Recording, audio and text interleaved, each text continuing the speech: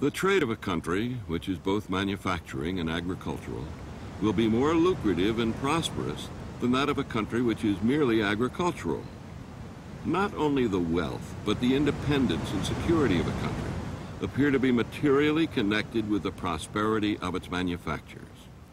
This vision of American economic independence required both farms and factories. This was the centerpiece of Alexander Hamilton's 1791 Report on Manufactures. With Hamilton's encouragement, a group of investors petitioned the New Jersey legislature to charter a corporation to establish a manufacturing center at the falls of the Passaic River. New Jersey was poised on the edge of an era of monopolies and mechanics.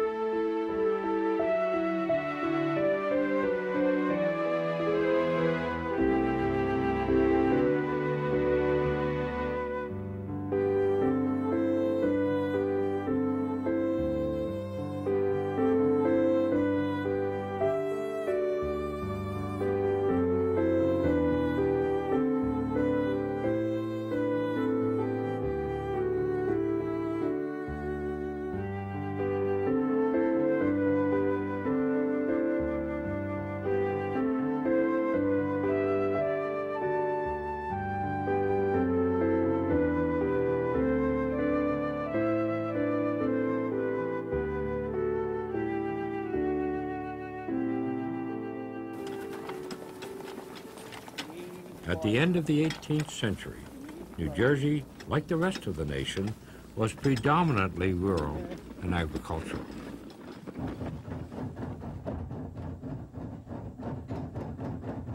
The decades following the War for Independence witnessed a market revolution that changed the way goods were made and sold. It transformed the lives of most men, women, and children. To accomplish this transformation, new forms of business organizations were chartered by the state of New Jersey. Under existing legal theory, corporations were grants from the state that bestowed exclusive privileges. The Society for Establishing Useful Manufactures was a transitional form of corporation. Chartered by the state of New Jersey, it had exclusive right to engage in manufacturing at the falls of the Passaic River. But it was also a body politic with the power to govern a 6-square-mile district, which is today known as the city of Paterson. A prerequisite for the market revolution was an improved transportation network. During the colonial period, roads were built and maintained by local and county government. The condition of New Jersey's roads in the 1790s was notoriously bad. Whoever travels the road from Stony Brook Steep to Rocky Hill in a wheel carriage does it at the hazard of his life.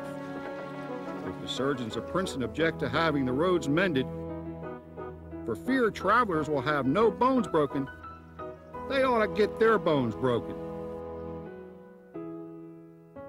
The New Jersey legislature decided that rather than spending public funds to construct turnpikes and bridges, it would authorize private companies to do the job. To ensure that these privately financed internal improvements would be profitable, the charters prohibited other roads or bridges from being built in the general vicinity. The exclusive grants to build turnpikes and bridges established the precedent that was invoked to promote the steamboat and the railroad in the early 19th century. America's age of steam transportation began right here on the Delaware River with Connecticut-born mechanic John Fitch. In 1785, Fitch designed a prototype for a steamboat, and he applied to the Continental Congress and scientific societies for subsidies. When his requests were rejected, Fitch went to state legislatures. In 1786, Fitch secured a 14-year charter from the state of New Jersey for exclusive steamboat rights on the Delaware. The next year, he received similar charters from Delaware, Pennsylvania, and New York. With the backing of some local businessmen, Fitch constructed a steamboat, which he demonstrated in 1787 to members of the Constitutional Convention meeting in Philadelphia. The next year, he transported passengers between Philadelphia and Burlington, New Jersey. And in 1790, he commenced regular steamboat service between Philadelphia and Trenton. Despite logging more than 3,000 miles of accident-free travel, Fitch's ledger showed nothing but red ink. Abject and heartbroken, Fitch drifted to Kentucky, where he committed suicide in June 1798. Also in 1798, New York repealed the monopoly grant to Fitch and bestowed it instead on Robert Livingston, the Chancellor or Chief Justice of the state of New York. Robert Livingston had experimented with steam power with his brother-in-law John Stevens, who owned a ferry that ran between New York and Hoboken. Livingston departed for Paris as the American minister to France. In Paris, he became involved in the negotiations that led to the Louisiana Purchase. While he was in France, Livingston met a fellow American named Robert Fulton, who was also interested in steam power. After testing an experimental steamboat on the Seine, Fulton departed for England. There, he had a steam engine built to his specifications. On August 17, 1807, Fulton's steamboat, named the Clermont, after Livingston's Hudson River estate, made a triumphant voyage from New York to Albany. New York extended the Fulton-Livingston monopoly for up to 30 years, and the new territory of Orleans granted Livingston and Fulton a similar monopoly to navigate the Mississippi River. Thus, Livingston and Fulton had gained exclusive control of commerce on two of America's major waterways.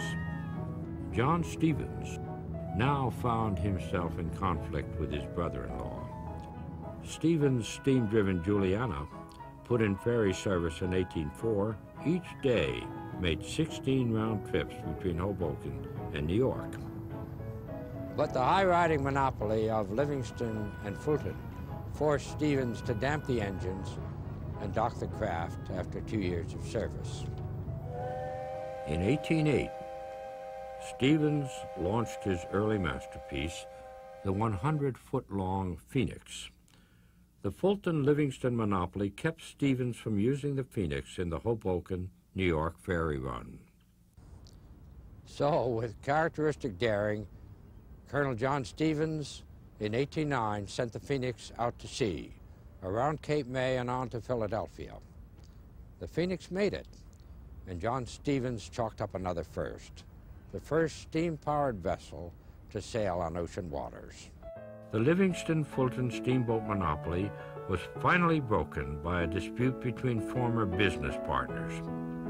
In 1813, Colonel Aaron Ogden of Elizabeth, who was the Federalist governor of New Jersey at the time, obtained from the state legislature a monopoly for steam navigation on New Jersey waters.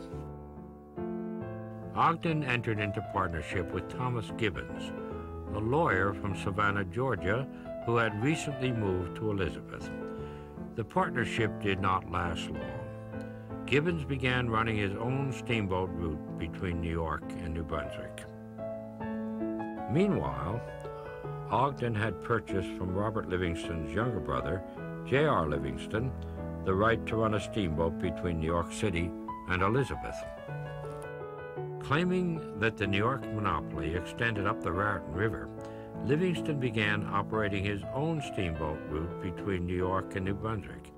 Feeling that Gibbons and Ogden together violated the Livingston-Fulton monopoly, J.R. Livingston sued them both. The New York court ruled that Gibbons was in violation of the monopoly, but Ogden was not. Gibbons and his steamboat captain, the young Cornelius Vanderbilt, who later became a famous railroad tycoon, defied the New York court's injunction. Month after month, the daring young captain plied the monopoly waters, his steamboat, Bologna, carrying the message, New Jersey must be free. Ogden now obtained an injunction against Gibbons for violating the monopoly rights Ogden had purchased from Livingston. Eventually, the case reached the United States Supreme Court. Gibbons was represented by the renowned Boston lawyer and legislator Daniel Webster, who presented the case as a conflict between a state-granted monopoly versus the constitutional power of the federal government to regulate interstate commerce. On March 2, 1824, Chief Justice John Marshall, in the famous Gibbons versus Ogden decision, overturned the Livingston-Fulton monopoly. The Gibbons versus Ogden case, however, did not settle the question of whether a state could grant a monopoly for transportation wholly within its boundaries. Whether the state or private company should fund internal improvements was one of the most controversial issues during the 1820s. Inspired by the success of the Erie Canal in New York State, in 1824, the New Jersey legislature chartered a private company to build the Morris Canal across northern New Jersey. Completed in 1831, the canal was an engineering wonder. It captured the attention of European travelers like Mrs. Frances Trollope. We spent a delightful day in New Jersey visiting the inclined planes, which are used instead of locks on the Morris Canal. This is a very interesting work. It is one among 1,000 which proved the people of America to be the most enterprising in the world. There is no point in the national character of the Americans which commands so much respect as the boldness and energy with which public works are undertaken and carried through. Nothing stops them if a profitable result can be fairly hoped for. The Jacksonian Democrats wanted the state to build a canal across central New Jersey. This plan was opposed both by the backers of the Morris Canal as well as by John Stevens and his sons, who had shifted their attention from running steamboats to building a railroad between Camden and South Amboy. Finally, Governor Peter Vroom suggested a compromise. Vroom urged the legislature to authorize the construction of both a railroad and a canal. The legislature chose to charter 2 private companies to build the projects. On February 4th, 1830, the same day the legislature granted the charter to the Camden and Amboy Railroad, it also approved the charter for the Delaware and Raritan Canal. As an omen, it took 10 minutes to sell out the railroad stock. On the other hand, it took a full year to dispose of the canal stock. One of John Stevens' sons, Robert Livingston Stevens, became president of the Camden and Amboy Railroad. Robert promptly departed for Britain to order an engine from an English ironworks. The John Bull, as the locomotive was named, was sent to America in parts and was assembled by a Camden and Amboy mechanic named Isaac Dripps. Meanwhile, Commodore Robert F. Stockton of Princeton became the president of the D&R Canal Company. Realizing that the canal could not compete with the railroad, Stockton proposed a merger of the 2 companies. The merger brought into existence the so-called joint companies. The president of the new company was Robert Stockton. Second in command was Edwin Stevens, another of John Stevens' sons. In 1832, the state legislature prohibited the construction of any railroad between New York and Philadelphia without the consent of the joint companies. In return for this de facto monopoly, the joint companies paid New Jersey a so-called transit duty, which provided 70% of the state's revenue prior to the Civil War. The local offices of the joint companies were in Apartment 10 of Snowden's Hotel, later known as the Trenton House Hotel.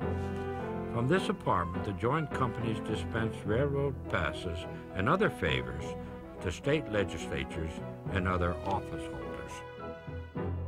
The grant of monopoly privileges to the joint companies engendered some grassroots protest. In 1836, a group of citizens from rural Monmouth County petitioned the New Jersey legislature to stop incorporating all transportation and manufacturing companies. The petition said, in part, all acts of incorporation are exclusive privileges granted to a few in derogation of the rights of the mass of people. On the national level, Democratic President Andrew Jackson attacked the federal monopoly granted to the Second Bank of the United States. On the state level, however, the Jacksonian Democrats were the chief supporters of the state's largest monopoly, the joint companies. Improvements in transportation and the chartering of corporations in the first 2 decades of the 19th century transformed the lives of average New Jerseyans. In the city of Newark, the effects of the market revolution were especially dramatic. In 1800, Newark was little more than an agricultural crossroads town. Most Newarkers were farmers, but its local mechanics, which was the 19th century term for craftsmen, produced products by hand in small shops. The crafts had a long and venerable past that began with human history and reached maturity in the guilds of feudal Europe. When transplanted to America, they evolved free from the fetters of the guild system. Tradesmen thought of themselves as part of a fluid hierarchy that consisted of master craftsmen, journeymen, and apprentices. Masters were proprietors in the making, who did everything from waiting on customers to ordering supplies and raw materials and keeping the books. Most were former journeymen, skilled workers paid by the day or by the piece, depending on the trade. Journeymen were one-time apprentices who usually began their indentures as teenagers and spent 3 to 7 years learning the art and mystery of their callings under the stewardship of the master. In the best of circumstances, journeymen were masters in the making, busily accumulating resources in order to set up shop on their own. But movement through the ranks could not be taken for granted. The opening of the Morris Canal and the construction of a railroad to Jersey City aided Newark's industrial expansion. To meet the increased demand for Newark products, master craftsmen expanded their workshops. While the factory was the most visible manifestation of industrialism, it was a relatively small part of the industrial scene before the Civil War. As late as 1860, more wage earners worked in small shops than in factories, and most used hand tools, not power-driven equipment. New social organizations and institutions, rooted in the sharpening divisions of the workplace, gradually supplanted the tight-knit social groups of the pre-industrial past. As employer and employee drifted apart, each developed a sharper sense of class identity.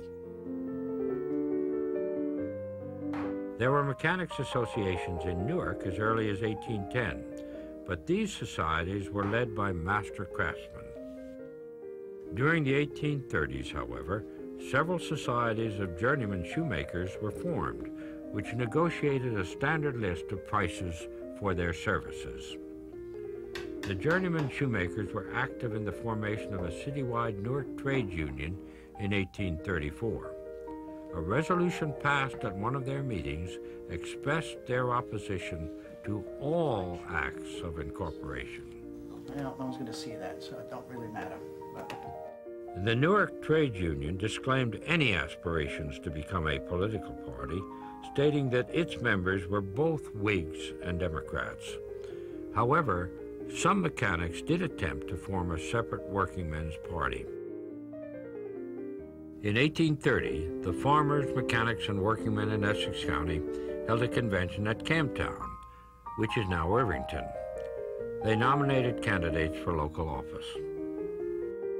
One of the mechanics in attendance was Newark's own Seth Boyden. Both the Whigs and the Democrats courted the so-called workies, but Newark's working men tended to ally themselves with the Democratic Party. The market revolution transformed the home as well as the workplace. The typical portrait of the colonial woman depicts a strong, sturdy goodwife producing household necessities and plying her crafts and her plow beside her yeoman husband. In the division of responsibility, women got the bulk of internal domestic chores.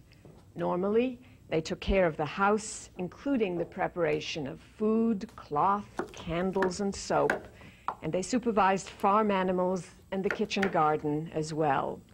The menfolk did the plowing, planting, and harvesting, but the boundaries were never rigid. Men sometimes wove and spun in the winter months, and women frequently helped with the planting and harvesting. The growth of industry and urbanization increased the number of men who worked in impersonal factories outside the immediate surroundings of home and community. The concurrent redefinition of home and family required more constricted women's roles. Men who worked hard to achieve success in the wider world would need wives who were emotionally supportive and who could manage the household competently. For the prosperous and growing urban middle class, womanhood came to serve as the repository of the higher moral and ethical values that had little meaning in the cold business community. The woman became a lady, meek and passive, modest and silent. Upper middle class women were expected to submit to the wills of their husbands and fathers. At the family's center lay new notions of mothering. Because men were removed from contact with children during their lengthy and exhausting day, women assumed greater responsibility for training and supervising children. Motherhood rose to new heights, and child-rearing became the most important focus of many women's lives. This period of monopolies and mechanics had a profound effect on the New Jersey legacy. The transformation of the world of the colonial craftsman to the world of the wage laborer had long-lasting social and economic ramifications. That thing up yet? The transportation monopoly, enjoyed by the joint companies, continued to dominate New Jersey politics through the end of the century. Gradually, New Jersey was entering the industrial age.